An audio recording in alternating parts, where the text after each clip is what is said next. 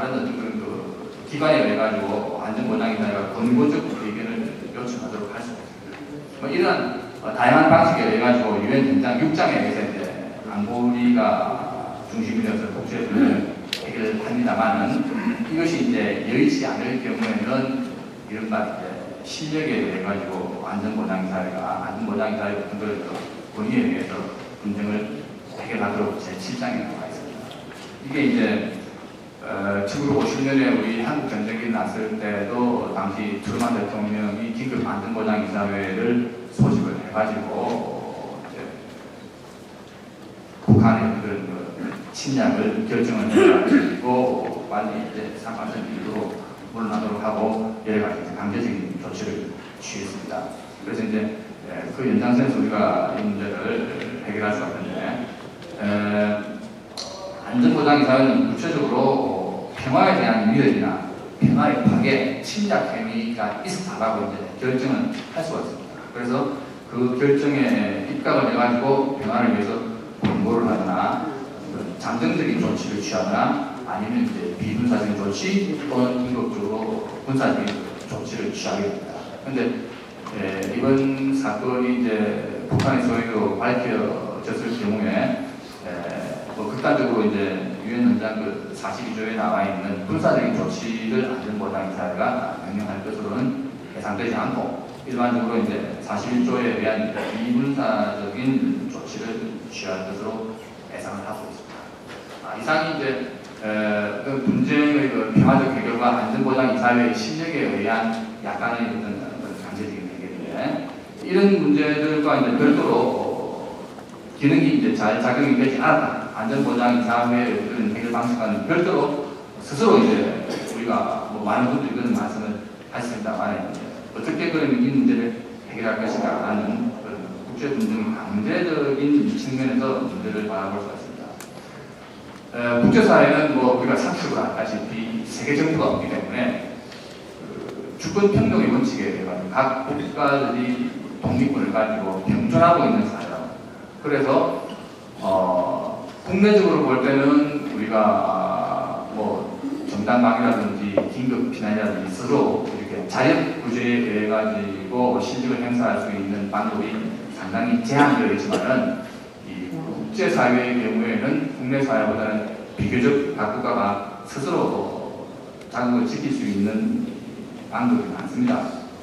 그래서 대략 보복, 복구, 자유권 이렇게 나눠가지고 우리가 생각을 해볼 수가 있습니다. 29페이지부터 쭉 나와 있습니다만 우선 그 보복이라고 하는 것은 위토른이라고 하는데 흔히 말하는 우리가 군사적인 보복 그런 그 문제가 아니라 국제법적으로 볼 때는 상대국의 어떤 행위가 위법 행위였던 간에 적법 행위였던 간에 우리가 피해를 입었을 경우에는 우리가 취할 수 있는 어떤 적법한 조치입니다.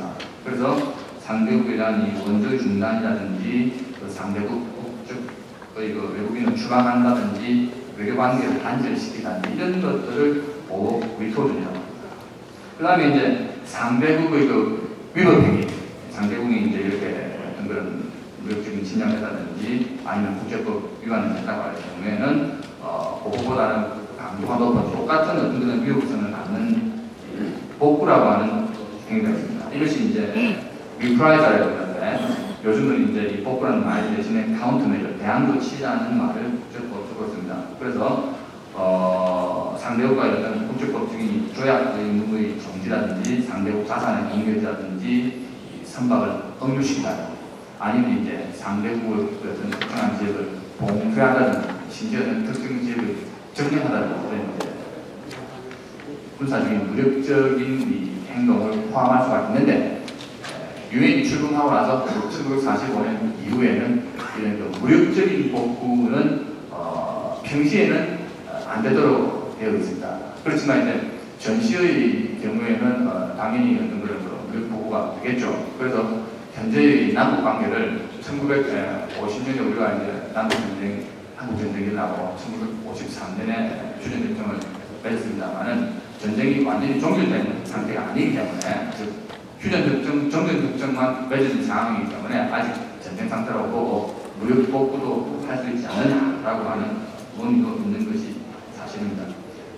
현실적으로 생각해 볼 때는 일단 모든 어떤 그런 그 남북 교류를 만약에 이제 북한의 수행이라고 하는 정도가 밝혀지면 입증이 되면 남북 관계 교류를 일단 중단을 시키는데 우선적으로 이제 북한 선박이 지금 우리 제주 해역을 통과하는 그런 문제들을 먼저 이제 우리가 금지를 시킬 필요가 있습니다. 그러니까 남북 교류 합의서에 해가지고 국제법적으로 합의한 것을 우리가 거꾸나 이 대항조치에 대해 가지고 금지를 시킨다 그런 뜻이 되겠습니다.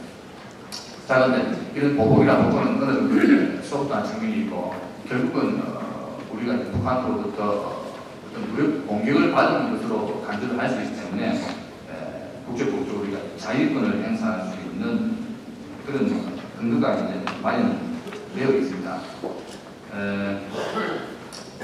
이 국제법상 자위권은 일단 상대국의 그 무력 공격, 암 어택트가 있고 거기에 입각해가지고 이제 필요성 내지는 이제 균형성에 대해 가지고 상대방에 대해서 동일한 정도로서의 우리가 이제 무력 행사를 할 수 있는 것입니다. 이건 이제 미국과 영국 사이에 19세기 초에 캐롤라이너 사건이라고 하는 무력 충돌이 있고 나서 미국이 이제 영국에 대해서 당시 미국의 국무장관이었던 웹스터라고 하는 사람이 무력 공격과 균형성, 필요성 이런 그런 자유권의 행사 요건을 만한해서 계속 이제 유래되고 있는 것입니다. 근데 사실은 천안함은 뭐 명백하게 이제 우리 영해에 있었죠. 북한이 우리 영해를 들어와서 이제 한 공격이기 때문에 뭐 군함에 대한 공격이 아니라도 당연히 이제 우리 영토에 대한 침략으로 볼 수도 있고, 만약에 우리 군함이 천안함이 영해 밖에 있었다 그러더라도 우리 군함에 대한 공격은 당연히 그 우리 영토에 대한 공격과 마찬가지로 간주가 됩니다. 성동사님께서 모두에도 잠깐 말씀하셨습니다만은 우리나라의 영토와 같은 그런 것이 군함이기 때문에 군함은 국제법상 거의 완전한 이 주권 면제를 누립니다. 다른 나라의 내수 말고 이제 영해를 그 동항할 때도 만약에 어떤 그 상대국의 법 질서를 위반하는 그런 행위를 하더라도 그 상대국이 군함에 대해서 어떤 무력 행사, 실력 행사는 절대 할 수가 없고 단지 자기 나라의 영해로부터 퇴거를 요청할 수 있을 그럴 정도로 군함은 절대적인 이 주권 면제를 받습니다. 그래서 이것을 이제 플로팅 테리토리 떠다니는 영토라고 하죠. 그래서 이제 이 군함의 영토적인 성격을 잘 이해를 못할 경우에는 굉장히 국제적으로 큰 문제가 일어납니다. 1975년에 미국 매사추세츠 연안에서 미국의 코스트가드는 많은 군이고 이제 많은 해양 경찰인데 소련의 당시